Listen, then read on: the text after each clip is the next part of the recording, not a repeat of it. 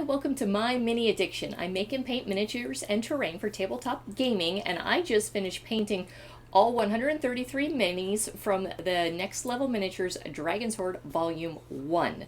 Now, I'm going to I was waiting till I finished painting all of them before I shared my thoughts on the collection as a whole, and let me bring up the elephant in the room. Most people are familiar or have heard discussions regarding the sizing of the minis. And I'm going to show pictures of comparisons between other minis that I own and the next level ones. So as I'm kind of talking about the sizing, I'll just you can see some actual comparisons. As far as like the humans, elves, things like that, they are a lot smaller than the other minis that I own. But not all of the minis are that small in comparison. When you get to some of the other monsters, goblins are pretty close to other ones I have. Kobolds are pretty good, actually bigger than the Reaper ones. So there's some are smaller, some are not. And really, for me, I would have liked them to be bigger, but you know what? I still like them. I painted them. I'm gonna play with them. So you know what? Because this has been a topic a lot. They just launched a couple weeks ago the Dragon's Hoard Volume 2, and what they brought up was the size difference. And Next Level said that they are increasing the size on their next Kickstarter to be more in line with some other miniatures. And you know what? I've backed, Volume 2 because I like the minis so much. Yeah, a little bigger would have been nice, but they're still playable. It's a game. It doesn't bother me that much that they're not all the exact same size. But as far as, how they came, I did an unboxing video. They all came in bags where they had to be assembled. Most of them were in one piece. A couple of the models you had to attach like a weapon or something. So some gluing. I think one of the trickiest things was the Sturges. They have this little like pillar that they're attached to look like they're flying. So a few things were a little tricky. For me to, wash everything and then, kind of clean them up and assemble, get them all off the sprues, glue them on bases. It took a total of about 10 hours for me to put everything together. I did a little bit different. I ended up not using the 3-inch bases. The Red Dragon and Orcus each came with a 3-inch base. I put them on 2s because that's just I felt like I liked how it looked better on a 2-inch base. But there were enough bases, for all of the minis in the collection. I just kind of personally changed it up a little bit. While going through and putting everything together, it's like I broke 2 little pieces that were easily fixed. So it's like, I think I broke a sword tip off and then the end of like a flail or something. So just, little delicate weapons. I glued them back on, painted, you can't even tell. I did notice while painting, it's like one of the werewolves is missing a finger.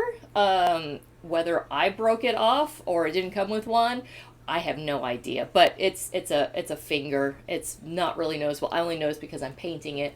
One of the orcs, the end of his weapon had like a little deformity on how it was made. No big deal. I've been asked on durability. Now, I said that I had broke a couple things while assembling, but I'm cutting them off sprues, and that's where it happened. I have on my desk back here, actually, while painting, my cat has knocked some over on the floor. Now, they did land on a rug, so nothing happened, but I've had several of them knocked from this desk to the floor while painting, and nothing broke. They survived. I'm not going to purposely throw them down just because I could see potentially where they were glued together, maybe coming apart, or, delicate limbs or weapons breaking off. As far as detail, these are very, very detailed, which was really great. The faces were all, formed really well. Armor and weapons, a lot of really, really great detail. Super, super easy to paint. They took paint really great.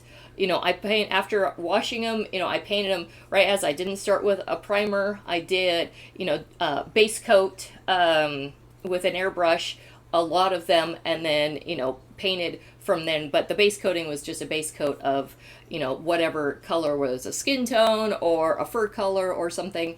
And, really, really easy to paint. They were all painted with Reaper paints. And so painting was super easy, super fast. As far as cost goes, for me, I live in the United States, shipping Pacific Northwest, worked out to about 69 cents per mini is the final cost of everything, which is an amazing, amazing price, for minis. So I thought that was great. And let's see, I think that was about all I wanted to talk about, kind of touching bases on, my different thoughts on everything.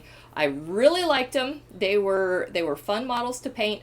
Believe it or not, even though we have a collection of over 4,000 minis, there were some that I didn't have. It's like I didn't have any hellhounds, and so there was like a few things going, oh, I don't have that particular mini.